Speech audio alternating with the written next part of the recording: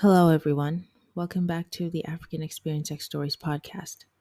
In this episode, we continue our exploration of Ubuntu philosophy, building upon the insights shared in our previous episode. Previously, we delved into the essence of Ubuntu philosophy, its coexistence with individualism, and its implications for community dynamics. In this episode, we will explore criticisms and delve into more insights of Ubuntu philosophy. I will start off with a Bambara proverb that says, "No matter how long a log stays in the water, it will never become a crocodile." Why do I start off this episode with this proverb? It is because African Ubuntu philosophy is sometimes derived as a quote-unquote feel-good moral philosophy, promoting peace, interconnectedness, and harmony. The question that begs to be understood is whether Ubuntu philosophy is practical in today's world. I'm of the opinion that any philosophy or any way of thinking that disregards confrontation and other forms of violence as non-existent is indeed not practical. Human history has been marked with violence time and time again. Some people like to point to modern or pre-modern history to prove this point. I personally would like to go as far back in time to point out how the first recorded murder in human history, according to religious texts, was enacted by a brother onto his own brother. So to say that humans should only have inherent goodness is not plausible, especially if we are characterized as creatures of choice, reasoning, and will.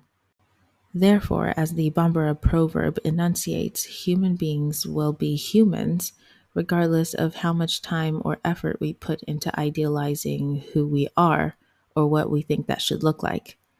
This is where the question of humanity comes in. People often ask, where's the humanity when we see humans commit atrocities? What if our understanding of humanity is somewhat warped? Why do we only attribute humanity to things that are quote unquote good, or in other words, what is collectively approved of? Are we purposely seeing things from one side because we cannot bear to come to terms with the perceived ugliness about us? Mind you, to feel repulsed by the ugliness in others is, in a sense, to also feel repulsed by oneself.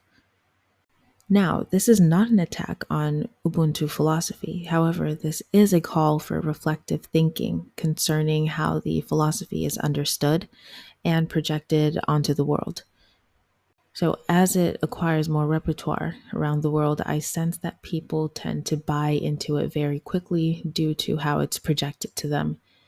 If we as people decide to incorporate Ubuntu philosophy in various areas and sectors around the world, and we wish to do so in an effective manner, I believe we cannot do so without coming to terms with how the world already is.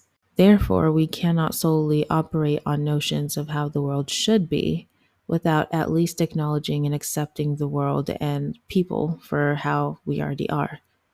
Acceptance, though, doesn't necessarily mean reinforcement. Don't get it twisted.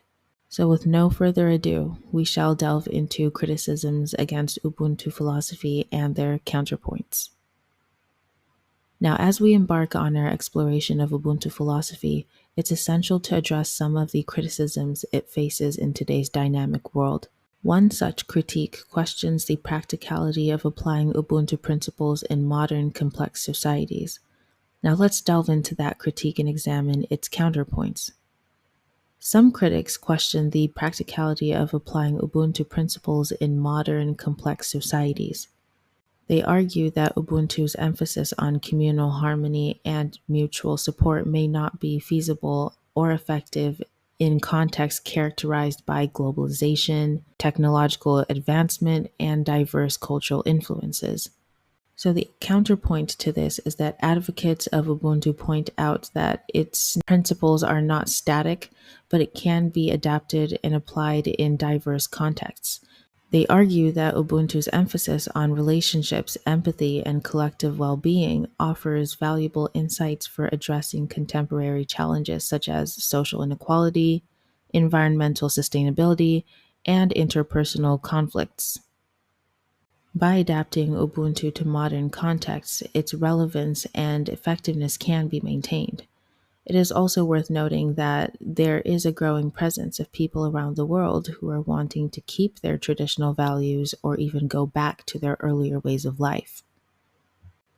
Now, there are several factors at play in this, so it is interesting to see that the world has conflicting views of what it means to be modern and what it means to be traditional. I've observed that some people are at a standstill, or at least somewhat of a standstill, knowing they do not fully approve of today's values, but are also aware that previous values had some faults in their implementation. Others, however, seem to wish for a full transition back to the past, while some note, on the other hand, that it is better to keep reshaping values in hopes of ameliorating them while moving forward. Notably, an often overlooked factor is that the likes of Ubuntu values have already been present in other societies outside of the African continent pre modernity. Now that we've dabbled a little bit into the practicality of applying Ubuntu principles in modern societies, let's turn our attention to another important aspect: how Ubuntu philosophy has been interpreted and applied in ways that exclude certain groups. Critics point out that historically, Ubuntu philosophy has been interpreted and applied in ways that exclude certain groups, therefore maintaining certain hierarchies. A counterpoint to this would start with the acknowledgement that this aspect is critical to understanding broader implications. In the context of how Ubuntu philosophy is practiced in various forms of the African continent, people outside of the continent often misconstrue what identity means to Africans in general. In modern times, questions arise about the perceived lack of quote unquote unity Africans display, leading to the questioning of Ubuntu philosophy in a moral sense. The African continent, however, is an extremely diverse place with a plethora of distinct cultures. I fear that the people who prefer to form perceptions of certain groups of people based on melanin fail to see that several groups around the world do not necessarily use the production of melanin as a medium for identification. Therefore, the latter group tends to observe others as separate individuals who share similarities in terms of culture as well as differences. Therefore, in this context, you will find clashes, exclusion, and subjugation of certain peoples based on perceived differences. This phenomenon can be found all over the world, regardless of whether they're African or not. So, yes, Ubuntu philosophy can exist in places where people may sometimes not get along due to differences. This does not mean that the marginalization and exclusion of different groups are directly derived from Ubuntu itself. Having examined the implication of exclusion and marginalization within Ubuntu philosophy, let's now delve deeper into the tensions between cultural contexts and universal ethical principles. Critics raise concerns about the tension between Ubuntu's cultural context and the universal ethical principles. They argue that while Ubuntu values may be meaningful within African cultural frameworks, they may not resonate completely or be applicable across diverse cultural contexts. This raises questions about the universality of Ubuntu ethics and its compatibility with broader ethical frameworks. So let's dig a little deeper into that. The ethics surrounding Ubuntu are definitely great in theory as well as practicality. However, I find that values can be abused sometimes when it comes to interacting with people who may not totally resonate with these values in today's age. This could be because they come from cultures that are evolved into more individualistic frameworks. We often get ahead of ourselves sometimes and let our egos take the lead when it comes to wanting the best for others or believing that we are doing things with the best intentions for people. That's how you see respectful, mutual interactions quickly go down the route of self fulfillment through others.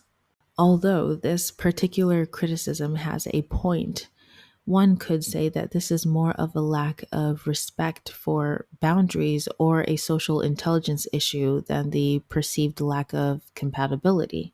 Additionally, as we pointed out earlier, Ubuntu philosophical morals are more widespread than we think and have already been existing in respective cultures around the world. Therefore, the dilemma can be alleviated by promoting intercultural training, dialogue, collaboration, flexibility in the application of Ubuntu, and empowering individuals within diverse cultural communities to actively participate in the adaptation and contextualization of Ubuntu ethics so that they can suit their unique needs and circumstances. This can involve providing platforms for community members to voice their perspectives and contribute to the ongoing evolution of Ubuntu philosophy within their own cultural contexts.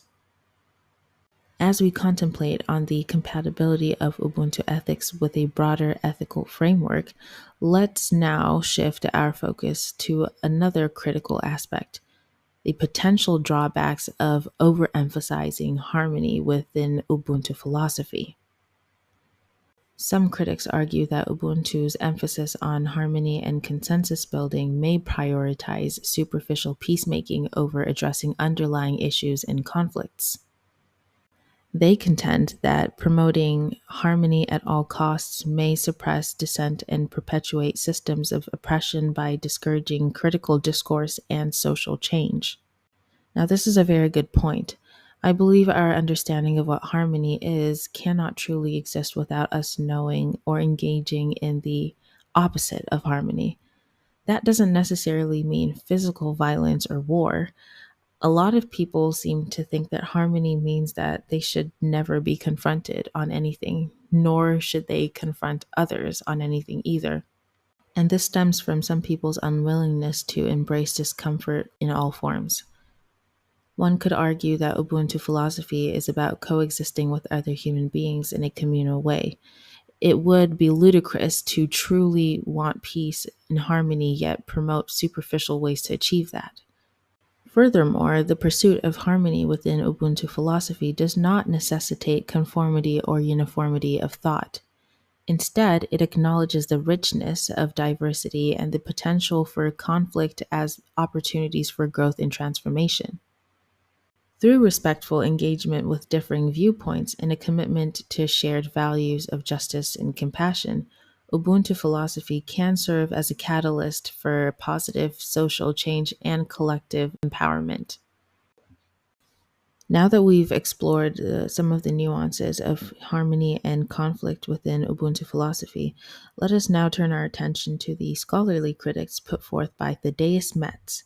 He is a distinguished American professor of philosophy at the University of Pretoria, South Africa. He's known for his extensive work in research in value theory, ethics, and political philosophy. We'll also see a little bit of David Lutz's work. He's a professor of philosophy at Holy Cross College in Notre Dame, Indiana. His work focuses on exploring how traditional African philosophical concepts, particularly Ubuntu, can inform a more ethical and humanistic approach to global management and business practices. Now, according to Metz, there are three main reasons why Ubuntu receives criticism. Firstly, it is considered vague as a philosophical thought and does not have a solid framework. Secondly, it is feared that due to collectivist orientation, there is a danger of sacrificing individual freedoms for the sake of society. And lastly, it is thought that Ubuntu philosophy is applicable and useful only in traditional but not modern society. Now, when it comes to the reproach about the vagueness of Ubuntu as a philosophical thought, Metz examines six theoretical interpretations of the concept of Ubuntu. Number one, an action is right just insofar as it respects a person's dignity. An act is wrong to the extent that it degrades humanity. Two, an action is right just insofar as it promotes the well-being of others. An act is wrong to the extent that it fails to enhance the welfare of one's fellows. 3. The action is right just insofar as it promotes the well being of others without violating their rights. An act is wrong, however, to the extent that it is either violating rights or it fails to enhance the welfare of one's fellows without violating rights. Number 4, an action is right just insofar as it positively relates to others and hereby realizes oneself. An act is wrong, however, to the extent that it does not perfect one's valuable nature as a social being. Number 5 being, an action is right just insofar as it is in solidarity with groups whose survival is threatened. However, an act is wrong to the extent that it fails to support a vulnerable community. Number 6, an action is right just insofar as it provides harmony and reduces discord. An act, however, is wrong to the extent that it fails to develop community. Now, concerning the fear that Ubuntu tenets make people submissive to authority and collective goals, giving them a very strong identity that might result in violence against other groups, originates, according to David Lutz, from a faulty understanding of Ubuntu. Even though tribalism and ethnocentrism is pretty common in the African setting, it does not necessarily derive from the tenets of Ubuntu, but from a corrupted idea of this ethical philosophy. Further criticism of the idea that collectivism might interfere with individual rights or liberties can be denied, quoting Lutz, who said, and I quote, "Ethical theories that tell us we must choose between egoism and altruism, between self-love and the love of others, between prudence and morality, or one's good and the common good are individualistic ethical theories, and therefore have nothing in common with ideas of Ubuntu, which, unlike the individualistic theories, reconcile the common and personal good and goals." Now, the third objection, namely the question of whether Ubuntu ethics remain useful in modern society, which functions according to the Westphalian state model, is challenged by Metz in 2011. While it is true that Ubuntu developed in a traditional setting in which the value of human beings was based on the amount of communal life a human has lived, there are still valuable ethical norms that can be taught by Ubuntu. Metz provides a concept of human dignity based on Ubuntu ideas, which, as he argues, can contribute to ethics in the modern African setting. And I quote, "Individuals have dignity insofar as they have communal nature. That is, the inherent capacity to exhibit identity and solidarity with others. As we reflect on Ubuntu philosophy's potential shortcomings, enduring relevance, and its capacity to inspire positive change, it is time to bring this to a close. Throughout this episode, we have seen how Ubuntu philosophy offers a unique perspective on human relationships, empathy, and collective well-being. While it may not offer all of the answers and solutions, Ubuntu philosophy encourages us to recognize our interconnectedness and share humanity, inviting us to cultivate empathy, solidarity, and justice in our interactions and endeavors. In conclusion, this exploration of criticisms and counterpoints surrounding Ubuntu philosophy has provided valuable insights in its complexities and implications. While critics have raised valid concerns about practicality, cultural compatibility, and the potential pitfalls of overemphasizing harmony, this episode has also revealed the resilience and the adaptability of Ubuntu ethics in addressing contemporary challenges.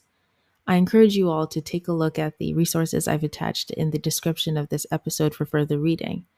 Thank you all for joining me on this journey of exploration and reflection. Until next time, bye.